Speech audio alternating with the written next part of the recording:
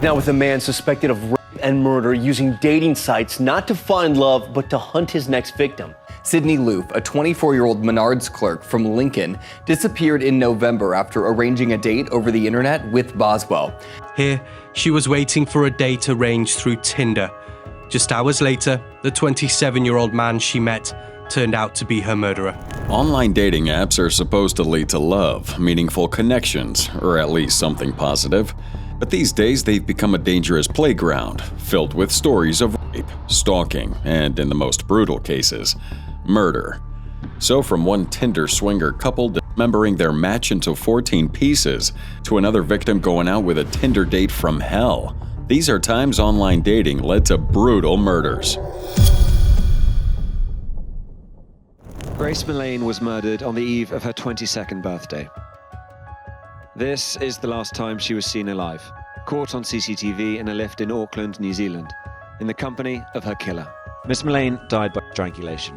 The prosecution says it was murder. The defense says it was the result of a consensual sex act gone wrong. On December 1st, 2018, Grace Millane, a 21-year-old British backpacker, met with Jesse Kempson, a 26-year-old man she'd matched with on Tinder. The two instantly connected and even shared a kiss just minutes after meeting up for the first time. However, Kempson would go on to murder her and try to hide her body in one of the most laughably pathetic ways imaginable. Like honestly, for someone trying to hide such a big crime, Kempson covered his tracks with the brainpower of a broken flip phone wrapped in tinfoil. And that's not us just being dramatic. He really was that dumb. But first, let's talk about Grace Millane, who was from Essex, England, and had recently graduated from the University of Lincoln with a degree in advertising. Now, she was full of life, incredibly smart, and known for her warm personality. Passionate about travel, she decided to set off on a solo backpacking adventure around the world, with New Zealand being one of her main destinations. She arrived in Auckland just a few weeks before her death, and kept in touch with her loved ones through social media, sharing updates that show just how excited and happy she was to be exploring. Now, like many travelers her age, Grace used Tinder to connect with locals, which is how she ended up meeting Jesse Kempson, a bartender and laborer who used the name Jesse Shane on Facebook. They started chatting and making plans to meet on December 1st, the night before her 22nd birthday, at Sky City in central Auckland. Security footage shows them hanging out at Andy's Burgers and Bar around 7 p.m., looking relaxed and happy. They were laughing, chatting, and went on to a Mexican cafe before heading to the Blue Stone Room Bar, where, as you can see, Kempson leans forward, puts his hand over her hand, and they both share a kiss. Grace seemed to be having a great time, with no signs that anything was wrong. And at around 9:40 p.m., cameras caught him entering the City Life Hotel on Queen Street, where Kempson had a room on the 3rd floor. But unfortunately, that was the last time Grace was seen alive. Inside that room, Kempson strangled Grace by applying pressure to her neck for at least 4 to 5 minutes. Then, after killing her, he took disturbing photos of her body, watched pornography, and searched for creepy things online like hottest fire, flesh-eating bird, are there vultures in New Zealand, and Wet'ikeri ranges, clearly trying to find out how to get rid of her body. So the very next morning, December 2nd, while Grace's body was still in his hotel room, Kempson messaged another woman on Tinder to set up a date. When he met up with her later that afternoon, he told her a bizarre story about a guy who accidentally killed his girlfriend during rough sex. And later that same day, he went out and bought a suitcase, bleach, and a carpet cleaner. Then Kempson packed Grace's belongings, including her backpack, camera, clothes, and her body in that suitcase. He then snuck it down the hotel elevator and out of the building. He rented a car, drove it to the Wet'ikeri Ranges, about 12 miles outside Auckland, and buried the suitcase in a shallow grave in the bushland. Meanwhile, Grace's parents, David and Gillian Millane, sent her birthday messages on December 2nd, but she didn't reply. That's unlike Grace, who always stayed in touch while traveling. So when they couldn't reach her, they grew increasingly worried and reported her missing to the New Zealand police on December 5th. At first, police said there wasn't enough evidence to suspect foul play, but that quickly changed, and they soon concluded that Grace was no longer alive. Investigators retraced her final steps through Tinder and CCTV footage, which led them straight to Kempson. They also noticed he made a comment on one of Gracie's Facebook posts on December 1st, so they contacted him online and arranged an interview. During that first chat, Kempson came off as calm and cooperative. He would tell police that he and Grace went out for drinks, then parted ways around 10 p.m. But CCTV tells a different story. It shows the two of them entering a hotel together that night, and only Kempson leaving the next morning. So, with that, he automatically becomes the prime suspect. On December 8, 2018, at around 3 p.m., police arrest him at the City Life Hotel. And the very next day, December 9th, they find Grace's body in that suitcase buried in the Waitakere Ranges. Kempson didn't deny killing her, but he did claim it was by accident after they both had rough consensual sex. And so his trial begins almost a year later, on November 4th, 2019, at Auckland High Court. It lasted 3 weeks, during which prosecutors laid out everything: surveillance videos, his twisted internet searches, the disturbing photos he took, and expert testimony from a forensic doctor who pointed out that Grace's neck bore marks and signs of strangulation. And so his story of her dying by accident didn't hold up, leading a jury to find him guilty of both murder and sexual violation. In February 2020, he's sentenced to life in prison with a minimum of 17 years before he could even be considered for parole. The judge calls his actions callous and points out how little remorse he'd shown. But there's more, because at first Kempson's identity was kept under wraps due to the fact that he still had 2 other trials coming up. But by December 2020, New Zealand's Supreme Court lifted that suppression order after he lost his appeal against the murder conviction and sentence. And with his identity now known, more about Kempson's violent past began to surface. In 2020, it was revealed that Kempson had raped another British tourist in his motel room just 8 months before killing Grace. And just like Grace, he met that woman on Tinder after a date. She didn't come forward at first, but after seeing Kempson all over the news during the trial, she spoke out. In court, she described seeing his eyes popping out of his head, staring at her in anger, a sight she said gave her nightmares for months. He was later convicted for that case, but it didn't stop there. Several other women shared disturbing experiences with him. One said he had a thing for feet, domination, and strangulation, and that it made him feel superior and in control. In a separate trial, he was also convicted of assaulting a former girlfriend while they were living together, and he threatened her with a knife, forcing her into degrading sex acts. For those crimes, he got an additional 11-year sentence, which would run at the same time as his 17-year minimum for Grace's murder. So right now, Kempson's serving his sentence at Auckland Prison, and while Grace wasn't the only woman he hurt, she was sadly the only one who never got to tell her story. Yet the brutality of her murder pales in comparison to that of the other victims coming up next.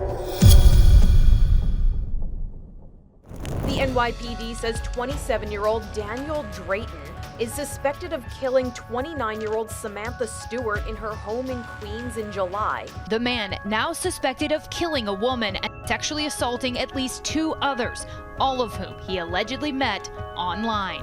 On July 17, 2018, Danueal Drayton, a 27-year-old man from Connecticut, allegedly murdered Samantha Stewart, a nurse he met on Tinder in her Queens, New York apartment.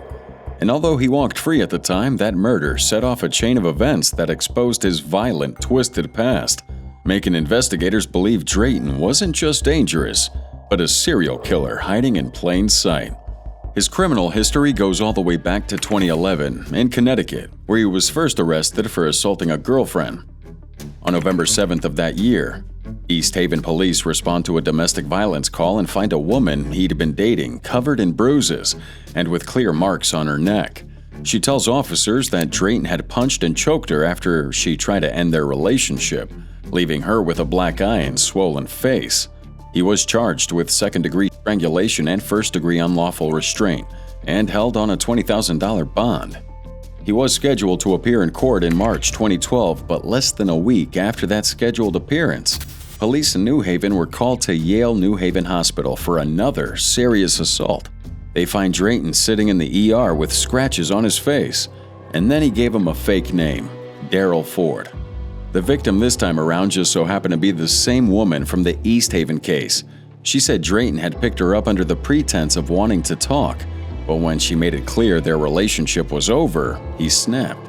He smashed a glass juice bottle over her head, jumps on her, and strangles her until she says, "I love you," just to make him stop.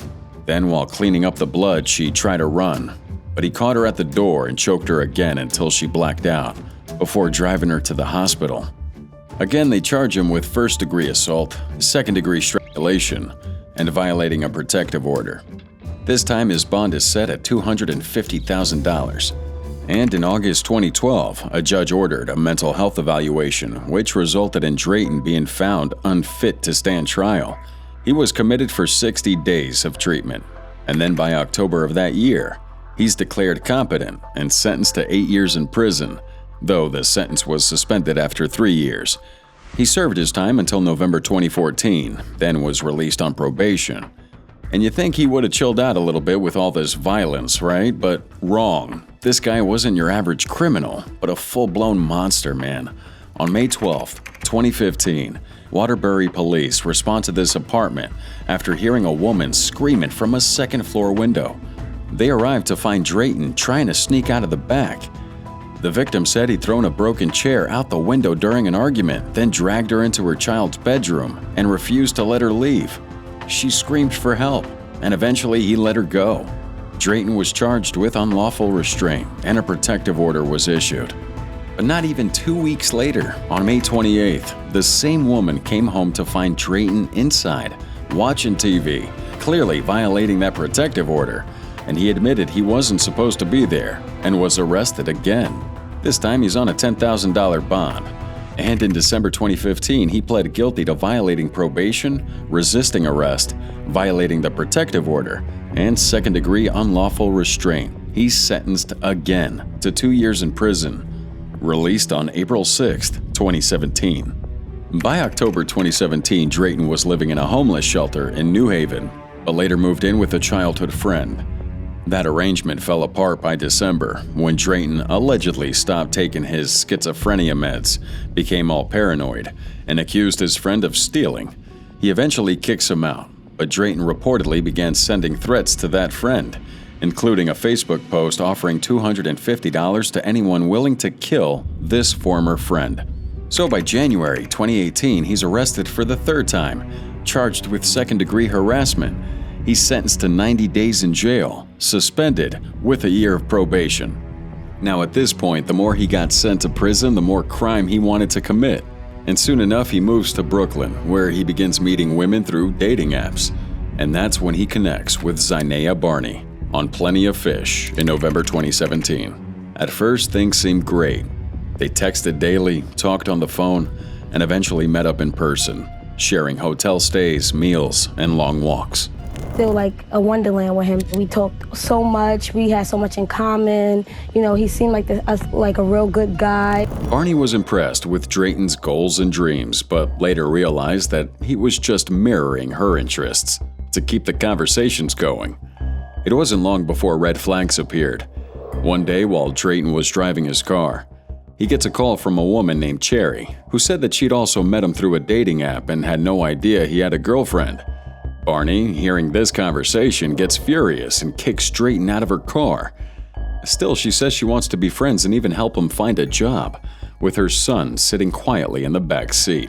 Picked up. And I was just like, "Oh, how did you meet him?" She said, "Oh, through the app." I said, "Plenty of Fish?" She said, "Yes." And I was like, "Okay, but did he mention to you, he has a girlfriend?" She was like, "Oh no, he didn't mention that at all." And I just told him to get out my car. And that was how things started going left from that point on. By June 2018, things weren't just going left anymore. They turned scary. Barney said Drayton began sleeping outside her home and begged her to take him back. One time, he even got her landlord's ladder and climbed up to her window while her son was in the room, terrifying them both. And then on June 30th, 2018, Drayton called Barney at 6 a.m., asking to see her before he left for what he claimed was a job in California. They went to Chipotle, but he pushed to spend the whole day with her. When she declined, he asked to be dropped off at the Inwood Park in Nassau County. There, he asked if she could ever see them getting back together. Barney says no, firmly. And that's when he snaps. He pins her down in the car, shoves it into park, and begins strangling her, saying, "I'm gonna kill you." And that's when he just looked at me in the car and then jumped across. Had both of his knees on top of my knees while my seatbelt was still on. And he got two of his hands stuck, his whole thumb in my throat. And that's why I still have the mark to this day. Barney manages to unbuckle her seatbelt, open the door, and throw herself out. Drayton chases her, but 3 factory workers nearby stepped in and scared him off. Police arrive shortly after and see swelling on her neck. She declines medical treatment, needing to pick up her son, but allows officers to photograph her injuries. She files a report and was escorted home to gather her things before staying with a friend at a location Drayton didn't know. And to this day, she still has a scar from where he dug his thumb into her throat. But that wouldn't be the last time she'd hear of him. After the attack, Drayton kept calling her, leaving voicemails flipping between apologies and threats. Drayton was eventually arrested in Nassau County and charged with aggravated harassment and second-degree strangulation. He appears in court on July 1st, bail set at $2,000. He can't pay and stays in custody. 4 days later, on July 5th, Judge Erica Prager releases him without bail, unaware of his criminal history because of a clerical error. Meanwhile, prosecutors were asking for $7,500 bail, but that information never made it to the judge. Only 11 days later, on July 16th, Drayton meets another victim through Tinder. Her name was Samantha Stewart, and after meeting up, they go on a date, and she invites him back to her apartment in Springfield Gardens, Queens. That night, he beats and strangles her, knocks her teeth out, and reportedly engages in sexual acts with her body after she died. Her brother found her the next day, wrapped in a blanket, tongue sticking out, with visible neck and head trauma. Her family's devastated, but Drayton stole her credit cards and used one to buy a one-way ticket to California. So on July 22nd, 2018, in North Hollywood, California, Drayton meets another woman through an Uber ride, goes to her apartment, and allegedly rapes and strangles her, holding her captive for 2 days while taking. And then on July 24th, a New York police task force tracks him to the apartment and arrests him. And thankfully, that final victim was found alive, but tied up. Drayton was charged in LA with attempted murder, forcible rape, sexual penetration by a foreign object, and false imprisonment. His bail is set to an amount he could never post, $1.25 million. On July 31st, during a jailhouse interview with the New York Daily News, Drayton confesses to killing Stewart. He blamed the voices from his schizophrenic bipolar disorder, claiming he was a passenger in his own body and that direct energy weapons were controlling his mind. He claimed responsibility for 6 other murders, 2 in Connecticut, 1 in the Bronx, 1 in Suffolk County, 1 in either Queens or Nassau County, and possibly 1 in California. But police never found evidence to support those claims. He left behind several clues, intentionally, saying that he wanted to be caught, just like him keeping his phone on, using Stewart's credit card, and even leaving his signature Egyptian cologne at the crime scene. Now, Drayton was also identified via facial recognition in connection to a June 17, 2018 rape of a 23-year-old woman in Brooklyn, also met through Tinder. But here's the twist. In April 2019, a California judge ruled Drayton unfit to stand trial, sending him to the Twin Towers Correctional Facility for psychiatric treatment. And then on March 31st, 2022, he's extradited to New York and arraigned the next day on an 18-count indictment that included murder, sexual misconduct, grand larceny, identity theft, and stolen property charges related to Stewart's death. Queens District Attorney would say his crimes were brutal and that Stewart was lured in by Drayton's online persona, which hid the danger he truly posed. So Drayton's currently being held without bail, facing up to 25 years to life in prison. Barney would say that she was never informed about his release until after he was arrested in California. She was fearing for her son, who had once called Drayton Daddy. But to this day, his case remains unsolved due to several factors. For one, Connecticut hasn't pursued any charges beyond the probation violation, and then we have the California case still ongoing. But no matter where things currently stand, We think most people would agree that Drayton is an extremely dangerous man who should never be allowed to walk free again in his life. A 23-year-old serial killer was convicted in Essex County, New Jersey. He murdered at least 3 women and nearly killed another woman. He was convicted in 2019 of murdering 3 women and trying to kill another. Prosecutors say he used dating apps to lure the women and then strangled them. Between August and November of 2016, 20-year-old Khalil Wheeler Weaver from Orange, New Jersey, used the dating app Tagged to lure, rape, and murder 3 women he matched with. He even attempted to kill a 4th, but the center of this tragic story is how authorities and locals in the community shockingly and brilliantly uncovered Khalil's identity in the most unexpected way imaginable. Now, for context, Khalil was born on April 20th, 1996 and grows up in the upscale Seven Oaks neighborhood. His family had strong ties to law enforcement. His stepdad worked as a detective in East Orange, and his uncle was a retired Newark police officer. At Orange High School, where he graduated in 2014, Khalil kept to himself. He didn't join clubs, didn't date much, and had a reputation for being quiet and nerdy. Think tucked-in shirts, khakis, and plain white sneakers. Classmates would say he was shy, but from a respectable family. Now, by his late teens, Khalil had landed a job as a security guard with Sterling Securities. He dreamed of becoming a cop, and was also DJing at parties. He drove a silver BMW, had a few brief relationships, but mostly flew under the radar. Then in 2016, things take a dark and disturbing turn. Khalil, using tag under aliases like Lil Yacht Rock and Pimp Killer Ghost to reach out to women, would offer them money for sex. He deliberately targeted vulnerable black women, many of whom were sex workers, homeless, or dealing with their own mental health, believing these types of people wouldn't be missed if something happened to them. So on August 31st, 2016, he meets 19-year-old Robin West, a Philadelphia native who'd moved to New Jersey and was doing sex work to survive. Robin had long battled emotional problems and frequent mood swings, and her parents thought she had some undiagnosed mental illness. She was estranged from her dad until her teens, facing academic issues and bouncing between alternative schools and psychiatric facilities. Now, the night they met, Robin was with her friend, Branisha Patterson. Patterson, in a joking but protective tone, tells Khalil to take care of her sister and even jotted down his license plate number, saving it to her phone. However, the next day on September 1st, police discover her severely burnt body in this abandoned house in Orange, set on fire by Khalil to hide what he'd done. It takes 2 weeks and dental records to identify her. She had been strangled and raped. And thanks to Peterson's license plate note, police connected Khalil to Robin's last known whereabouts. When questioned, Khalil calmly said that he'd eaten with Robin and dropped her off a couple blocks away, alive.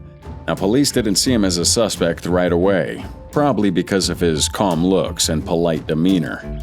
But on October 7th, 2016, Khalil contacted Mawa Doumbia from Newark via Tagged and solicited her for sex, despite Mawa being a minor. The two eventually meet physically after Khalil picks her up from her family's home.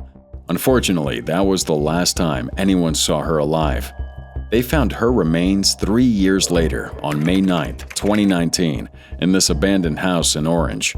Evidence later confirmed that she'd been strangled and restrained, and digital forensics would eventually tie him to her death. But more on that later. In the meantime, no one knew what happened to her, and barely 2 weeks later, Khalil meets with another victim, 33-year-old Joanne Brown, an unhoused woman from Newark who also struggled with mental health problems. He found her through Tagged as well. So Joanne's friend, Amina Nobles, calls in to check on her, but Joanne didn't pick up after getting into Khalil's car. And then on December 5th, 2016, her decomposing body was found by contractors in a vacant house on Highland Avenue in Orange, just blocks from where Khalil lived. She had duct tape over her nose and mouth and a jacket tied around her neck like a noose. Then came November 15th, and this time Khalil goes after 34-year-old Tiffany Taylor, a pregnant, unhoused woman and former sex worker, whom he met through a mutual friend staying at a local motel. On the days leading up to the attack, he called and texted her, pretending to have a crush, and slowly gained her trust. Then that night, Tiffany's driving her friend's car when Khalil asked to tag along to grab something from her friend. He seemed respectful and normal enough, so she agreed. But after asking to pull over to use the bathroom, things turned violent.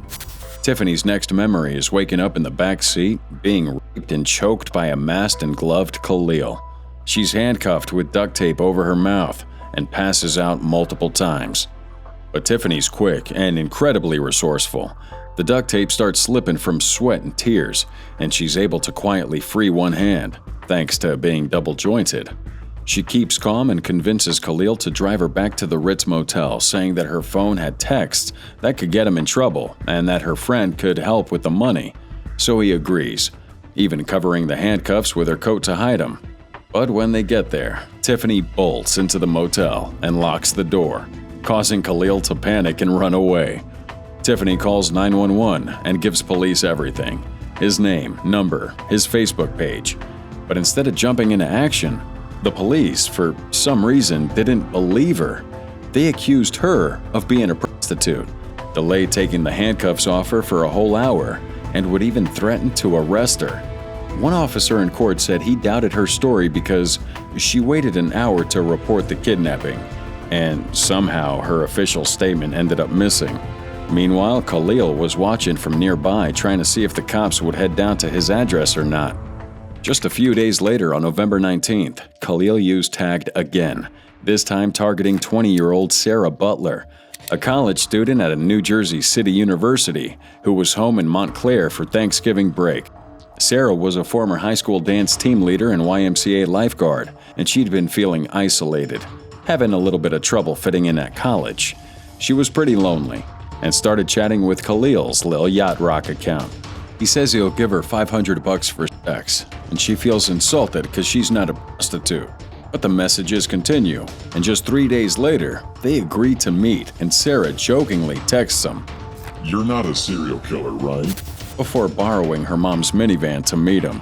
Unfortunately, he was, because less than an hour later, Sarah's dead, strangled, dumped in the woods.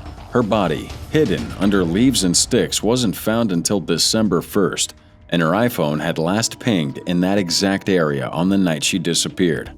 So when Sarah didn't come home, her family was frantic. A friend found the abandoned minivan, and soon Sarah's sister, Basanya Daly, and friends Lamia Brown and Samantha Rivera hacked into her tagged account. They found the messages from Khalil and that he was the last person to see her. So if they're gonna find out what happened to her, they gotta get him to talk. They eventually come up with a plan. Posing as Sarah, they make a fake profile using his same flirty pickup line. "You wanna make money?" And lured him to a specific location where cops were patiently waiting. Upon his arrival, those cops questioned him, but since they had nothing on him, he was let go, but not for long, because barely a week later, he's arrested. Investigators saw that his phone geolocation data placed him at every crime scene, from the meetings to the dump sites, for West, Brown, and Butler. His phone had also weird internet searches, like homemade poison to kill humans and date rape drugs. And though he used gloves and condoms to avoid physical evidence, a small trace of his DNA was found under Sarah Butler's fingernails, sealing the fact that he was the killer. They officially link him to all 4 murders, but for some reason, Khalil kept denying his involvement in any of them. Now, during the trial, prosecutors bring in 42 witnesses, including Tiffany Taylor, whom he almost murdered. Over 1,000 pieces of evidence, Google searches, and even police interviews where he repeatedly lied. Yet Khalil's sticking to his story. He says he met these women, but hey, left them alive. His defense would try to shift the focus to the victims' lifestyles, but the jury's not buying this one. So on December 19th, 2019, just after 2 hours of deliberation, he's found guilty on all charges: 3 murders, desecration of human remains, attempted murder, aggravated sexual assault, arson, and kidnapping. On October 6th, 2021, Superior Court Judge Mark Ali, disgusted by Khalil's actions, gave him the maximum on all accounts, amounting to 160 years behind bars. he won't be eligible for parole for another 140 years, pretty much saying this dude is cooked. On January 25, 2024, a New Jersey appellate court rejected his appeal, shooting down claims that the cases should have been tried separately and dismissing any Miranda rights or jury instruction issues. And as of right now, Khalil Wheeler Weaver, now 29, is locked up at New Jersey State Prison in Trenton, where he's probably going to spend the remainder of his days. Aubrey Trail and Bailey Boswell appeared in court, facing for the first time charges related to the murder of Sydney Loof. Investigators believe the two selected Loof from a social media dating app with the intent to kill her and recruited others to assist. This just might be the most bizarre case in this entire video, cuz on November 15th, 2017, 24-year-old Sydney Loof was tragically lured to her death by Bailey Boswell and Aubrey Trail, a satanic couple using Tinder to find her. Now, after killing Sydney, what they did to her body was without question one of the most depraved and sadistic things you could ever imagine. And we're telling you, you're going to be shocked and utterly disgusted to your core by this story. Now let's take it all the way back to the beginning. Sydney's born on August 21st, 1993, growing up like any normal kid. She loved basketball and golf. But unfortunately, she had to give those sports up after being diagnosed with scoliosis. She struggled with anxiety and depression, but managed it for most of her life while working as a store clerk at Menards in Lincoln, Nebraska. On the other hand, one of Sydney's eventual killers, Bailey Boswell, had a very rough upbringing. Her father was killed when she was just a baby, and for the rest of her childhood, she lived with her drug-addicted mother and abusive stepfather. But despite this, Bailey was a standout high school athlete. And yet, things take a downturn when in college, she gets emotionally and verbally abused by her basketball coach and then sexually assaulted, later becoming involved with a boyfriend who would beat her sexually, punish her, and traffic her on a website called Backpage. It's on this site that she met Aubrey Trail, the man that she would eventually team up with to murder Sydney Loof. So, when Boswell and Trail met, their relationship quickly became some twisted partnership built around scams, mostly defrauding antique dealers, and what Trail later described as a lifestyle of group sex and occult fantasies. Keep in mind now that Trail also comes from a background of extreme poverty and abuse. Plus, he bounced between foster homes and juvie centers, and by his teenage years, he was serving time in prison for armed robbery. So Trail claims he and Boswell had met Loof back in March 2017, but evidence contradicts that, pointing to a Tinder match in November instead. Trail also claimed that Loof had willingly joined him in their illegal dealings for money, though prosecutors had never really found any proof to support that story.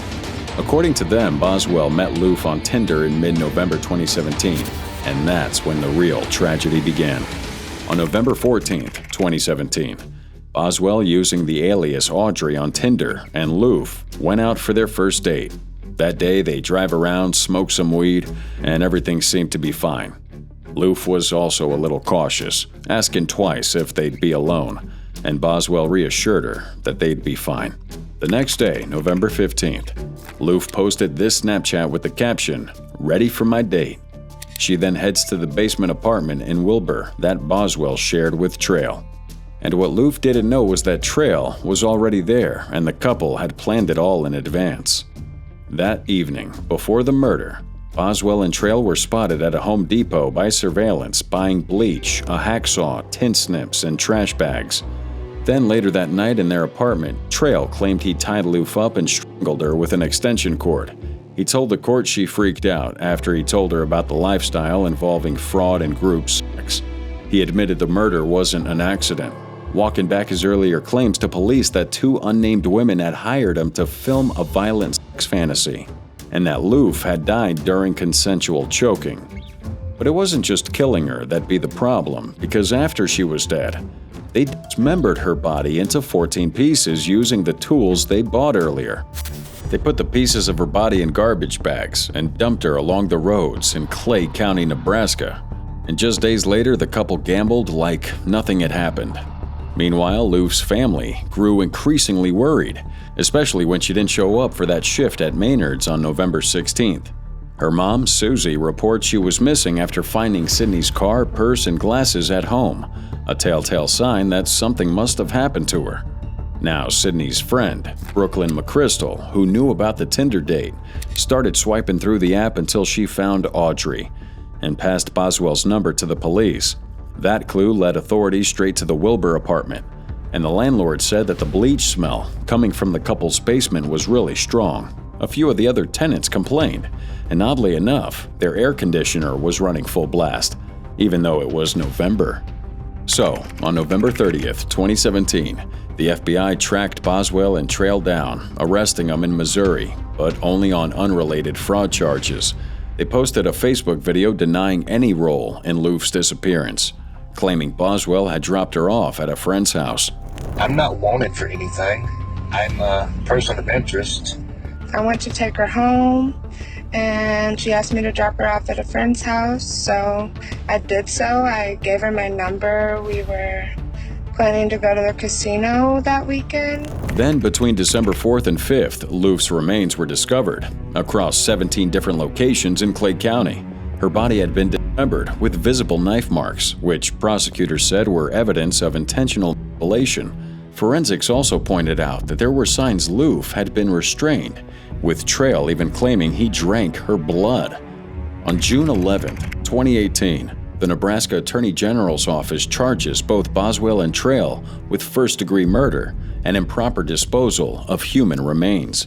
Trail's trial begins a year later, in June 2019, and against the advice of his lawyers, he took the stand and confessed, admitting he lied about the sexual fantasy story and confirming that he and Boswell were the only ones there when Louf was killed. 3 other women testify that Boswell had lured him via Tinder for group sex with Trail, who claimed to be a vampire and referred to Boswell as a witch. These women said they were drawn into bizarre occult rituals and that Trail talked openly about torturing and killing women for snuff films. And let's just say that that was enough for a 3-judge panel to sentence him to death, citing exceptional depravity of the crime and his complete lack of remorse, even down to his final statement. I won't say I'm sorry, as that would be an insult to you after what I've put you through, and I won't ask for forgiveness as I don't believe there is such a thing. In the past, I could justify myself, but not this time. Sydney did nothing but reject my lifestyle and threatened to expose it, and I killed her for it. Boswell's trial, on the other hand, came with a lot of twists. It didn't begin until October 2020 in Dawson County, and as you might have guessed, they tried claiming she acted strictly under Trail's emotional control, because he's a vampire. But of course, this claim doesn't hold up. And here's the actual crazy part. On November 8th, 2021, 2 judges, Vicki Johnson and Darla Idjus, voted to sentence Boswell to death, pointing to the cruelty of the crime. But Judge Peter Batalin disagreed, saying the evidence didn't justify execution. And because Nebraska requires a unanimous vote for the death penalty, Boswell instead was given life without parole. Had she been given the death penalty, she would have become the first woman ever executed in Nebraska. This CCTV footage shows Michael Hillier stalking his victim in Wigan last November. Hillier, a drug dealer, instead decided to shoot Smith, with Fulstow helping plan the attack. On November 24th, 2022, Rachel Fulstow and Michael Hillier murdered Liam Smith in Wigan, England. They shot him in the face and then poured acid over his body, all as a twisted act of revenge for what Rachel claimed Liam did to her after a Tinder date. Now, to understand how it got to that point, we gotta rewind to September 2019, when Rachel Fulstow, then a 37-year-old property management worker from York, met 38-year-old Liam Smith, an electrician and father of 2, through Tinder.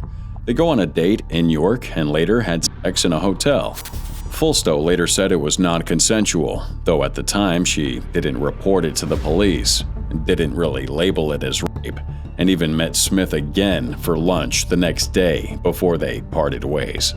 Then in December 2020, Fulstow started dating Michael Hillier, a 39-year-old drug dealer from Sheffield, after meeting him on this other dating app, Hinge.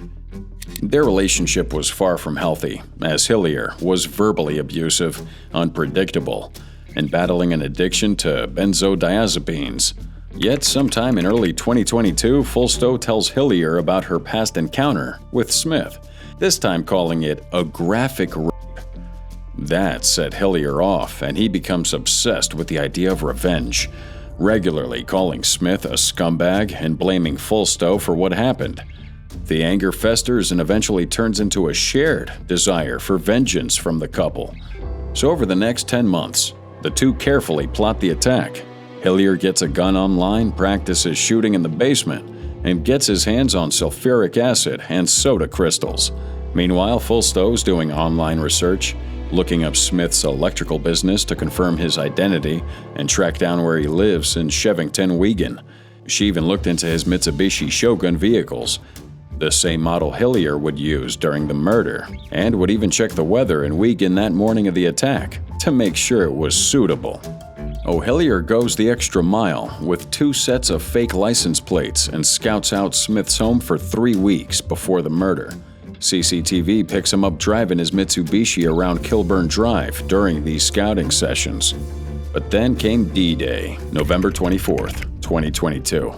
Hillier drove to Wigan and waited outside Smith's house for nearly 10 hours. And then around 6:40 p.m., he manages to lure Smith outside, shooting him in the face at close range, killing him instantly, and then poured sulfuric acid all over his face and body. He added the soda crystals on top, making the body fizz on the pavement. And after that, Hillier drives to Fulstow's home in York and confesses to everything. Fulstow later claimed that she was petrified of him and didn't report what he'd done. Instead, she worked to create a false alibi to avoid law enforcement. But just a few days later, the pair jetted off to Jamaica for a 2-week vacation, posing for smiling photos on horseback as if nothing had just happened, and were completely convinced they'd gotten away with murder. Meanwhile, a passerby soon found Smith's body, and at first police had no witnesses, no murder weapon, and no solid leads. But detectives didn't let it stop them. The first real breakthrough came from a stop and search in Sheffield that linked Hillier to a Mitsubishi Shogun with fake plates. From there, insurance records and phone logs led him straight to Fulstow. Now, she's interviewed as a witness in January 2023 and denied knowing anything. But investigators kept digging. When analysts checked their phone, they found incriminating evidence like searches of Smith's business, the Mitsubishi car, and Wigan's weather on the day of the attack. But hey, it's not enough to arrest her. However, Hillier's also questioned, and surprisingly, he snitches on himself, but also tries to bring Fulstow down with him. During a court hearing, he admits they both wanted Smith to suffer, but claims that he didn't mean to kill him, just maim him. At this point, Fulstow's arrested as an accomplice, yet she's claiming that she had nothing to do with planning that attack, and insisted that she only stayed quiet because she was scared of Hillier. But with the evidence prosecutors had against her, it was hard for anyone to believe that stupid story, so they were both found guilty of murder. Fulstow was also convicted of perverting the course of justice for lying to investigators, earning her a life sentence with a minimum of 30 years, plus an additional 18 months for trying to mislead the police. Hillier gets a life sentence as well, with a minimum of 33 years. So, let's just say they pretty much handed over their freedom, and honestly, with how absurd this case was, it's hard to argue they didn't deserve every bit of it.